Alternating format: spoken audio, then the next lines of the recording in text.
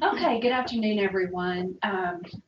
We really are excited that you've joined us today, and we hope that this time together will be beneficial for you. What we'd like to do is just go through some tips for writing the grant application for the Technology Foundation grant process. And we're going to go through several different things that we hope will be beneficial to you as you move through this process. But before we do that, we thought we would just give you a little bit of background on the foundation in case you are not familiar with us. We generate and distribute funds to support technology programs throughout Region 12. These are very primarily focused on increasing academic achievement among students throughout the region. We do have one annual funding cycle, and we are governed by a volunteer board that is made up of community and education leaders throughout the area. So who can apply for the grant? We have several different ways that you can apply for a grant. Through Region 12, we have individual grants or teams. You need to be employed by a school district or a charter school that is served by our region. And all of the projects and all those that apply need to be involved in direct instruction of students or related support services that benefit the students in the service area of Region 12. All of the instructional projects that are eligible for funding through the foundation are designed to begin next school year, and they need to meet the selection criteria. And what we're going to do is go through that selection criteria and then go through the grading matrix in particular so that you can understand how things will be graded as we go through the process. Funds that you apply for can be used for technology instruction and classroom materials. You can use them for equipment. They can also be used for experiential learning, any kind of activity or materials that support higher levels of education through the use of technology. So handheld technology, but it doesn't have to be specific to things like computers, and we'll talk about that in a little bit. The award amounts for the grants, you'll see these in your guidelines. It can be up to $5,000 awarded to an individual teacher, or up to $10,000 if you have a campus team that wants to work together to apply for a grant or a project. The number of awards that we give annually varies, and it depends upon the amount of funds that we have available and also the nature of the grants that are worth funding and that merit funding through our award process. So let's talk a little bit about the grant timeline. Applications are going to be due in late January. Refer to your guidelines for that specific date. We do have a team that comes together to review the grants and score them. That happens at the first part of February. And this team is made up of not only educators, but members of the community that are business leaders. And I mentioned that to you specifically because I want you to pay attention to the language that you use in your grant application and make certain that you're not using education terms that would be limited to educators in terms of people being able to understand them. So avoid the use of acronyms, or if you feel like you need to use an acronym, just make certain that you're explaining that in your grant application. Winners will be announced by April 1st, and the selection process that we go through with that team of reviewers is a blind process. So no one will know that it's your application that is being reviewed, and because of that, we want to make certain that you avoid the use of anything in your application that would divulge the name of your school district, the name of your school, or any particular individual on your staff. We also use an objective rubric and a scoring matrix as part of our process. This guide is available to you and can be downloaded through the website, and we will be going through that today so that you can understand the point system and how each question will be graded. So now let's take a look at the key steps. There's basically 5 steps in this process, and in the application it's fairly straightforward, but we're just going to run through those very quickly. The first step is to really talk about the importance of your project and to identify that unmet need. The second thing is to really focus on the objectives. What is your strategy as you move through your project? What are the tactics that support your overall project goal? As you're thinking about your unmet need, what are the ways in which you think you can address that unmet need through this specific project? Then you're going to want to really detail your project activities. This will not be an in-depth detail, but more of a timeline and the key activities that will take place throughout your project during the school year.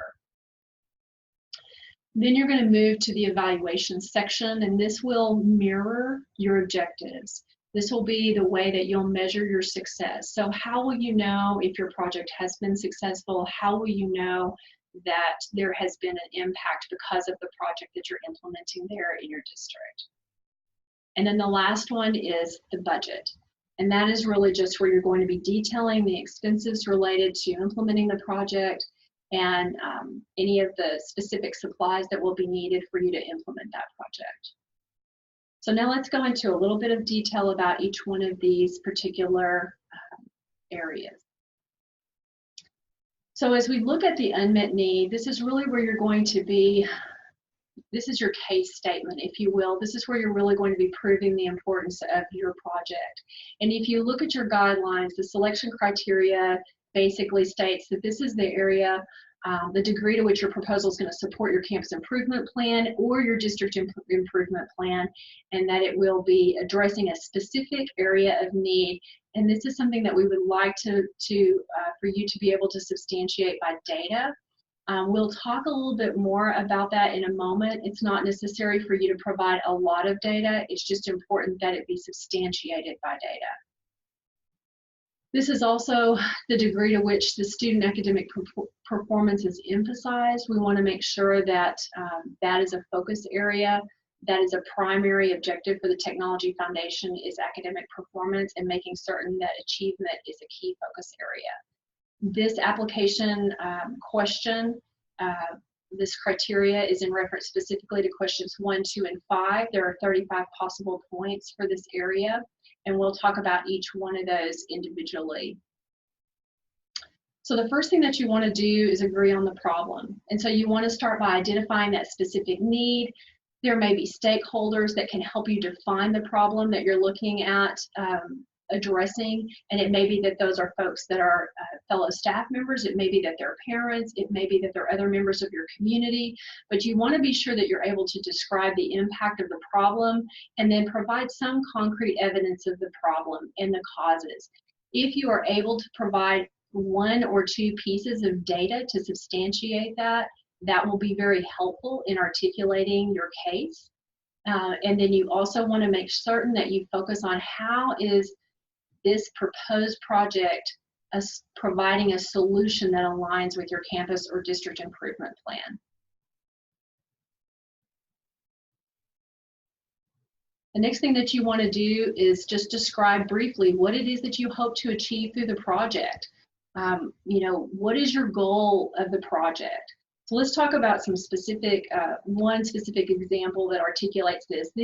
This example we're going to follow through the course of this workshop, and it's just one grant application that was particularly, was articulated particularly well, and that we like to use as a way to show you, to demonstrate an example, but it's not something that you have to copy or feel like you have to do, that you have to model yours exactly after.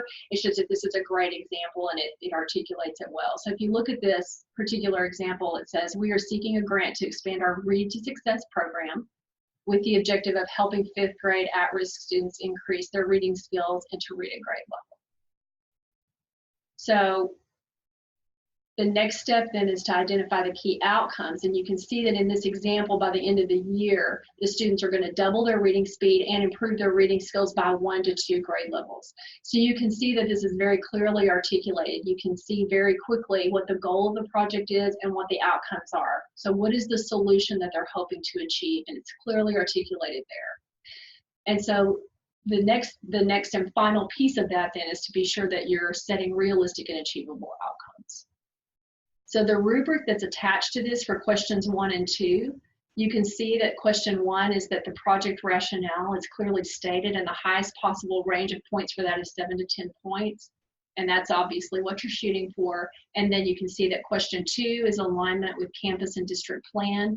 And the way that the folks that will be reviewing the grants will look at this is that the stated need is consistent with your district strategic plan. And so I know that some of your plans are long. We don't want you to attach that, but what you can do is pull out a phrase perhaps from your district strategic plan or your campus improvement plan that will support your project, and then again articulate how you're addressing that need through this project or part of that need. The last question is question 5, and you can see that that's the benefit to students and staff. That has a possible of 15 points that can be earned there, and this is just really where you're able to identify the positive impact on the identified district needs, that is certain, and that it's clearly outlined, showing the benefits to students and staff. So with this section of the grant application, writing tips for success, you remember that this is your first impression of your project. So you really just want to make it count. Again, you want to write this particular grant to communicate, not to impress. It's really important just to get to the point and make sure that you're clearly articulating what the point of your project is, what is the unmet need that you're trying to address, and how is your project a solution to that. Again, because we have some reviewers for these grant applications that are not educators, don't assume that your reviewer understands your proposal or will understand any of the words that you're using in there that might be specific to education. So you want to make it as plain as you can and as simple as you can. It is okay for you to use bullet points to emphasize your key points to fit within the keyword limit, and make sure that as you're addressing these questions that you're answering only the information that's being specifically requested. Those are some things that will be helpful to you when it comes to time for the reviewers to review the grant. The next step is the objectives, and that's really where you're going to be focusing on the goals for your project and the strategy that you'll be using to implement that. So you want to make sure that every objective that you list supports your overall project goals. The selection criteria that relates to this particular section of the grant application is the one that's related to student academic performance and the degree to which it is emphasized within your project. We also want to make sure that your project is very clear and logical. Again, I just want to emphasize that your case statement needs to be clear and specific. It doesn't need to be wordy, and it doesn't need to be fancy language. It just needs to be very logical and clear with specific objectives. This relates specific to question 3, and you can see that this has 20 possible points attached to it. It's 1/5 of the project, of the goal, of the grant application, excuse me. A project goal is only going to be as good as the objectives that go with it. So you really want to make sure that you're focusing on SMART goals. These are specific, measurable, attainable, realistic, and time-bound.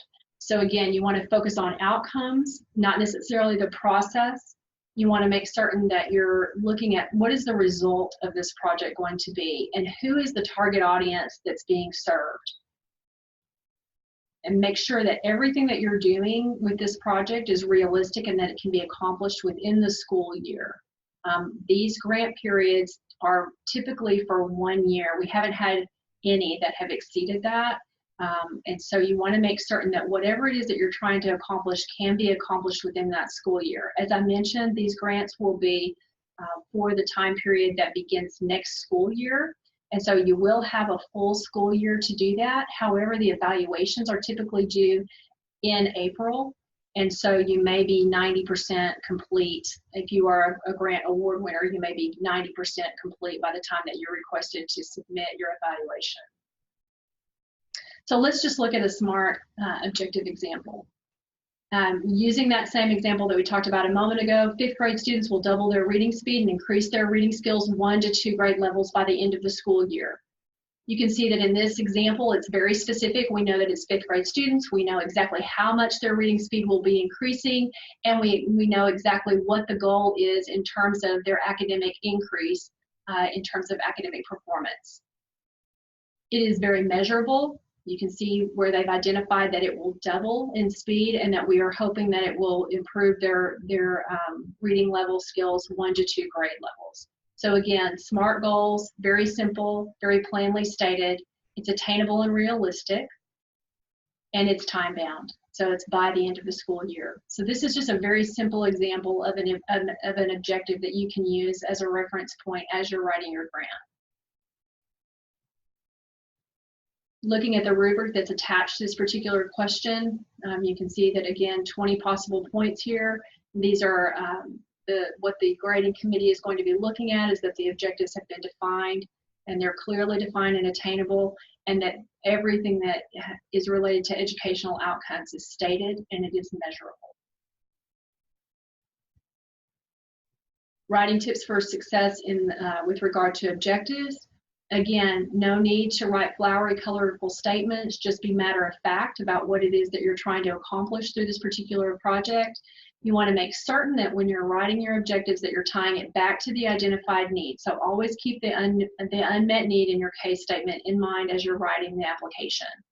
You want to make sure that you're including all of your relevant groups and your target population within the context of what you're writing. And make sure that you've allowed plenty of time to accomplish your objectives in the application timeline in terms of the project implementation. The last few things is that you want to make sure that you're not confusing your objectives with your methods, and you want to make sure the most important thing is that you figure out early on how you're going to measure the change that's projected in each objective. So when you're thinking about your goals, think about your measurement at the same time. Is there a way for you to clearly measure that? It doesn't have to be a complex way to measure it, but is there a way that you can measure it to where you're really going to be able to determine if you've had some impact? Because that will be something that is important in the evaluation process, and I'll talk a little bit about why the evaluation process is so important to the foundation in a moment. And then you want to make sure on that same note with regard to evaluation that you're allowing enough time for evaluation to take place. And what we encourage everyone in the foundation is that you begin your evaluation process at the beginning of your project. So you begin with the end in mind. As you start your project, if there's any way to do any kind of a pre-test or an early evaluation benchmark that then you can measure from as you go along, that sometimes will help the evaluation process be a little bit more efficient and not so burdensome on the back side of the project. That's just what we've observed over the years as we've worked with winners in the past. As you move through to the implementation section, this section is very straightforward. Should not take a long time for you to complete this section. This is primarily just where you're going to be giving us an outline of how your project will be implemented, the detailed timeline for that, and your project plan. The criteria that's attached to that is the degree to which your proposal is clear and logical, and this is just the clarity of the description of your instructional approach, your methods, or your treatment. And I'll give you a very specific example of that. This particular area in this question is worth, it's related to question 4, and it's worth 10 points. And this is basically just where you're going to be designing your program. So this is where you're going to be defining the focus of the project, what are the steps involved and the procedures for how it's going to take place. And you want to explain all those steps to accomplish your project, and then describe how those connections are made between the objectives and the method. So let's look at an example of that. You can see here that for this particular project, this applicant has chosen to place a chart for their response to this question. And they've shown just the key activities that are going to take place throughout the year, and then the target dates for that. And this has been identified by months. It may be that your project is shorter in duration or may have fewer benchmarks or fewer steps, and that's fine. It just depends upon the depth of the project and the key steps that are involved. It may have fewer, it may have more, it doesn't matter. What's important, that part doesn't matter as much as just being able to clearly articulate the steps that are involved, when they're going to take place, and making certain that all of those things tie back to your objectives.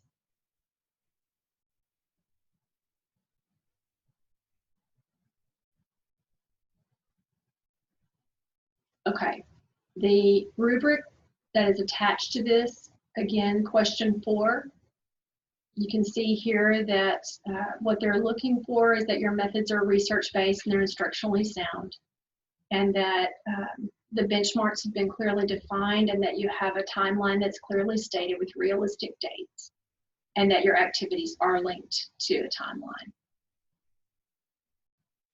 For this section, you just really want to, again, this is a great place to be mindful of your reader once again.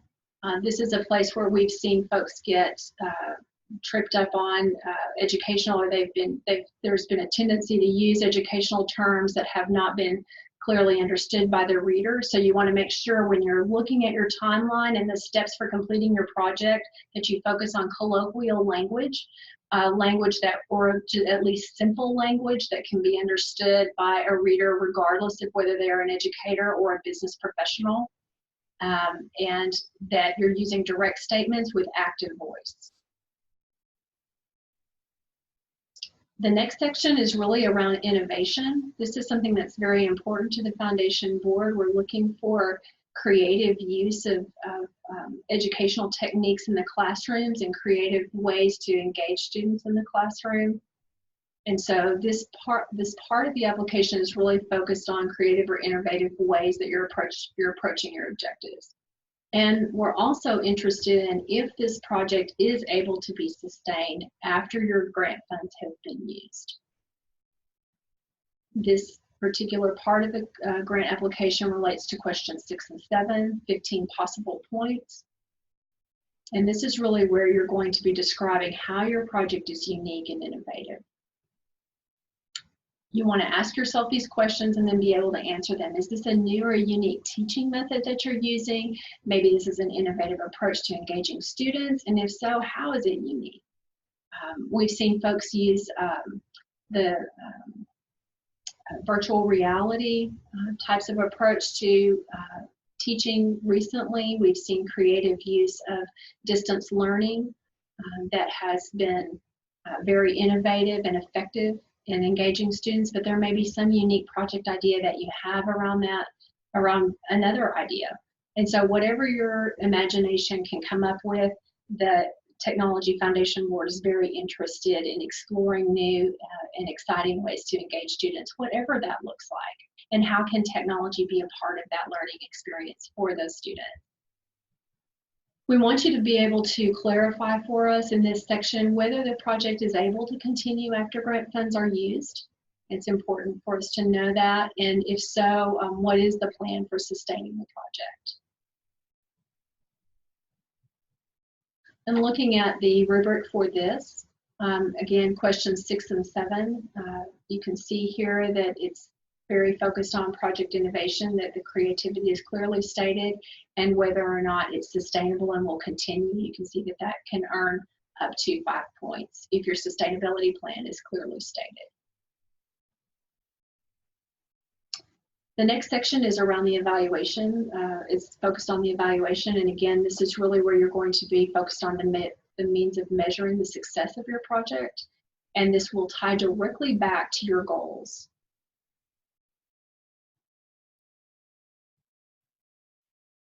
The selection criteria is the degree to which sound evaluation procedures are incorporated into the proposal. The question is question 8, and there are 15 possible points to this section. Again, this is really where you want to just be focusing on how you're going to measure and record the results of your work. So if you think about your goals at the beginning, how is it that you're going to be able to measure what you're hoping to achieve? What tools might you use to measure that effectively? And when do you think you're going to be seeing results? There could be several different times during your project that you might be measuring your impact and your progress with your project. It may be that it's just at the beginning. It may be the beginning and the end. It may be that it's just at the end. The important thing is that you articulate that clearly, and you articulate the tools that you're going to be utilizing in order to accomplish that. And you really want to focus on the end results. We have had some projects that We understand that you're projecting your success and you're projecting what you hope your impact will be. And we understand that there are times when you start a project and you implement a project and it doesn't achieve the impact that you originally hoped it would achieve. Perhaps you think that you're going to have more students that can participate, and then you find out that you have a limited number of students that are able to participate. Or maybe you hope that there are a number of staff that are going to be able to benefit from the project, and it ends up being either more or less than what you originally projected. Being exactly on point with your projections is not really as important as being able to clearly articulate what you hope to achieve and then being able to articulate what you in fact were able to achieve. The reason that we really focus on the evaluations and we want to hear from you how well your project, the results came through, or what the impact of your project ends up being ultimately, is that we will then carry that information back to our donors and hopefully inspire them to continue to contribute to the foundation so that we can in turn provide additional dollars for more grants to be funded in our schools, and also so that we can convey the great creative work that you are doing in your classrooms and show them the innovative learning that is taking place and how we're engaging students in a new and unique way through the use of technology. But it's extremely important for us to have that information so that we can carry that to our donors and hopefully encourage more people to support the work of the foundation. So that's one reason why we focus on the evaluation from the beginning, and we encourage you to begin with the end in mind. It's not so much about hitting, all of those marks that you said you were going to be able to hit. It's more about being able to articulate the impact at the end of the day and how is this really making a difference in learning. So let's just look at an example of an effective project evaluation. Standardized reading text, you can see that they conducted those at the start of their program and then again at the end. So they had a pre-test and a post-test for this particular project. And they wanted to determine what were the increases in reading speed. In this particular example, they also chose to include students that had ADD, and they wanted to test them to just determine if they had increased reading attention rates as well. So, but you can see that in two very brief sentences, they were able to clearly articulate how they were going to be implementing their evaluation and what the goals of those particular pre and post tests included.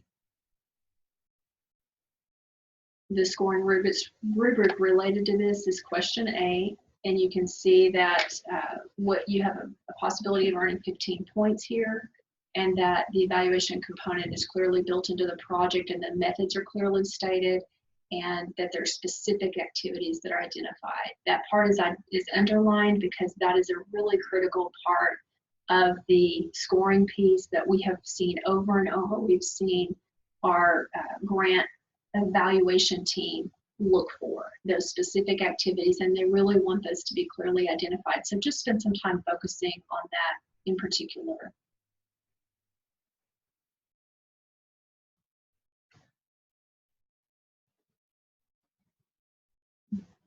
If you are selected as a winner or a grant recipient, you will be invited to attend a Winner Circle event. We typically host that in April, and it's a luncheon. And at that time, we will also go over in more detail, just as a reminder, the evaluation procedures, and we'll talk a little bit about that so that you can keep that in mind as you begin your project. We will also give you your official checks at that time. When the grants are originally or initially awarded, those are not included with that award. It's just simply a celebration, and then we give everyone their checks at one time during that luncheon, which will happen, as we said, in April. So the very last piece of the grant application is simply the budget piece, and this is where you're going to be taking your project and breaking it down into the costs and supplies that you'll need to implement your project. And it's important that this be done in detail.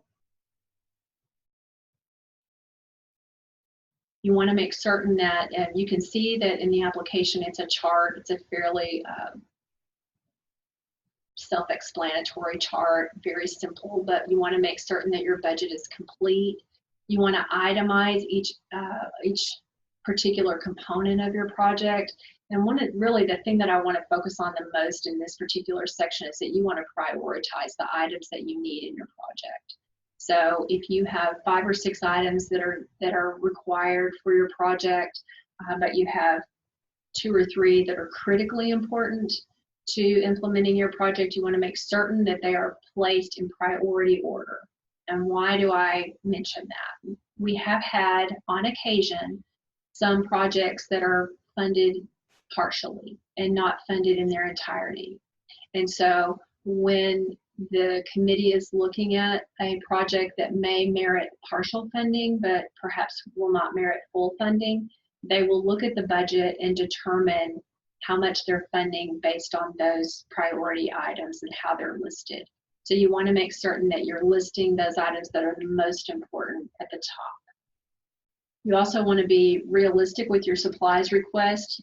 Include everything that you need, but we ask you not to include things like paper clips and other things that would be average supplies that you would have in your district or on hand in your district anyway. And then you want to make certain that all of your budgets meet the funding requirements, and those are included in your guideline. When you look at the rubric attached to this, again, just 5 points for this section, but it's important for you to have a budget that's complete and that all of your items are listed in priority order, and that there's enough detail on that budget that the funding committee can clearly understand what it is that you're requesting through your funding, and that it's enough that they can understand what the item actually is. So just a few other minor things that we'll go through here as a few last words of advice. As with any grant application, you want to make certain that you're reading and following the directions. You want to make sure that you're creating a plan, not just a proposal. And really what I'd like to say about that in particular is that if you can think about just painting a picture for the committee of why this project is so important, and what is the unmet need? How is this going to help your students learn something important, something unique, and engage them in an innovative way that might change the way that they're learning about science or math or learning to read or engaging in fine arts, whatever it is that your plan is focusing on. You want to make sure that you're trying to paint a picture for them. Be succinct. Again, you're able to use bullets if you want to. There's not going to be any negative, no one's going to think negatively of your application if it's written in bullet form, as long as it's clear. There is a word limit on each question, so you want to make sure you're clear, but you're perfectly welcome to use bullets if it's effective to do so. I would encourage you to ask someone to read your application after you've completed it. And it doesn't have to be an educator. Just ask someone to read it for you and give you feedback on that before you submit it. We do ask that you proofread it. This will help you reduce redundancy and grammatical errors. Please do not copy and paste the same answer from one question to another question. Please find something else to tell us about your project. If it's a similar answer, then I would encourage you to think about if there's some other aspect to the project that will help you paint a clearer picture about your project, rather than copying and pasting a similar answer that you had for one question to a future question.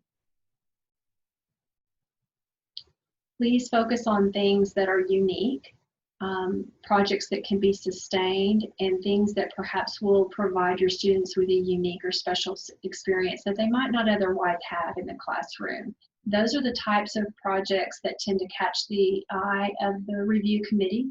Because we have limited funds, those projects that tend to rise to the top are those that have that aspect to them of creativity, things that look like an exciting way to learn for students and that demonstrate something unique and new.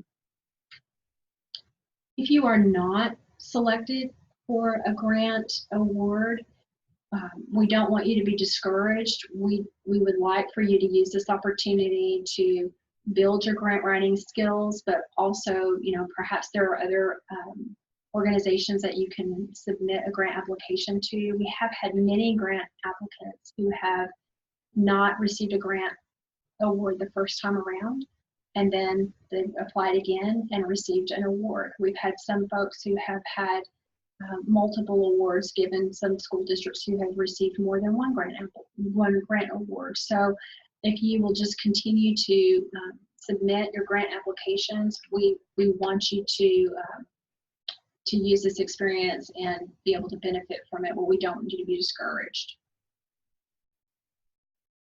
If you have any questions, you can contact Jennifer, and her number and contact information are there on the screen. And I'll turn it over to her at this time. She wants to share with you some results from last year. And if you have some questions, we'll go to that in a little bit. Thank you, Jeannie. So one of the things we ask for, and I check in with the winners throughout the year, just reminding them to collect data, collect pictures, video. This past year, we really collected more pictures and video than we have in the past, either through social media or them sending those pieces in email. And it is just so impactful for our donors, for our board, our staff to see. We invite our staff to support the foundation. So I wanted to give you a quick example of what's been submitted this past year.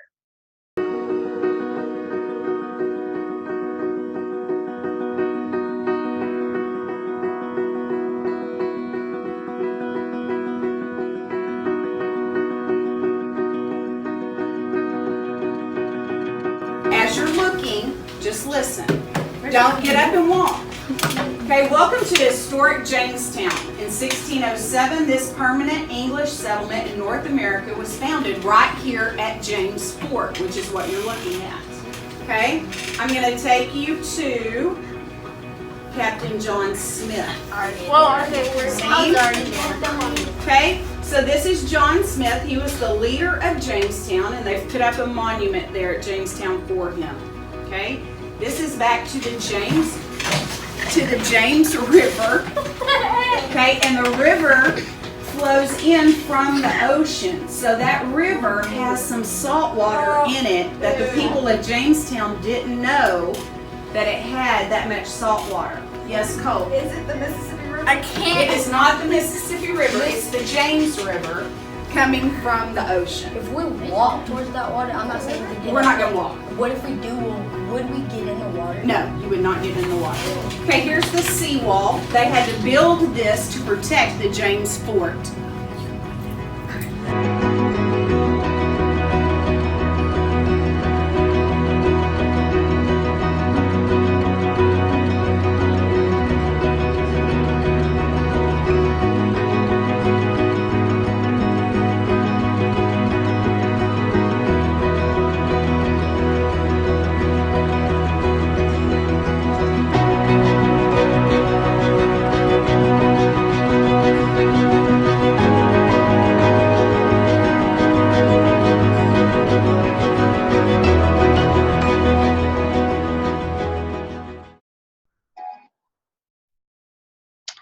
Okay, just a few other pieces I wanted to mention.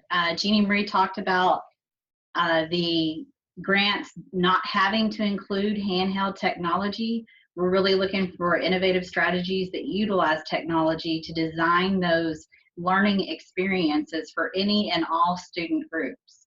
That might include software, virtual technology, hardware, maker spaces, drones, robots, rockets, any of those pieces that are going to impact student engagement and or performance. You know, we had a unique project last year, and Jeannie, help me if I'm forgetting any piece of it, but these schools, the whole district wanted to purchase software, behavior management software that teachers could use across campuses to track behavior and then the intervention that was occurring for those students. The goal was to decrease the time spent on behavior management, increase that learning time, and keep everyone who's involved current on the measures and intervention that was taking place. So that's different, but they were still using technology to impact learning. Our website, www.esc12.net/tech, has a lot of good resources, the grant deadline, the grading rubric, evaluation summaries of grants completed in the last few years. Those summaries, I think, will be very helpful to you. It includes the lessons that they learned after they completed the grant. One thing that sometimes is brought up is they wish that they would have, had more discussion with their principal or technology support, just because that impacts a successful implementation. And then one of our recipients said that he actually utilized this training while he was completing the application to ensure that he really was including all those suggestions. Grant applications will not be accepted through email, and you want to make sure you have ample time to obtain the superintendent's signature, technology, principal, and so forth. If dropping off, you want to be sure to check our office hours and not let that last day come and then risk a conflict coming up that keeps you from dropping the application off. And we did have that one year where somebody was on their way the day of the deadline, and then a family emergency came up and they weren't able to submit the application. And we know you guys work hard on those, so we don't want that to happen. Does anyone have any questions?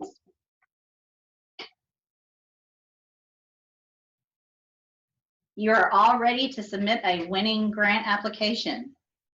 Yeah, and thank you so much for bearing with us. We know this is a fairly dry, it's a fairly dry process and a fairly dry workshop. We just thought if we could go through each thing and just kind of articulate to you or share with you some things that we've seen that have worked well in other applications, and to really help you understand what is it that the committee is looking for in each answer, that might be helpful to you. But if you do have any questions, please feel free to reach out to Jen through this process. And again, I just want to re-emphasize that what she mentioned to you about the summaries that are online and also looking at that scoring rubric, I think both of those things, I agree with her that those are both very helpful tools to look at and to just maybe reference as you're completing your grant application.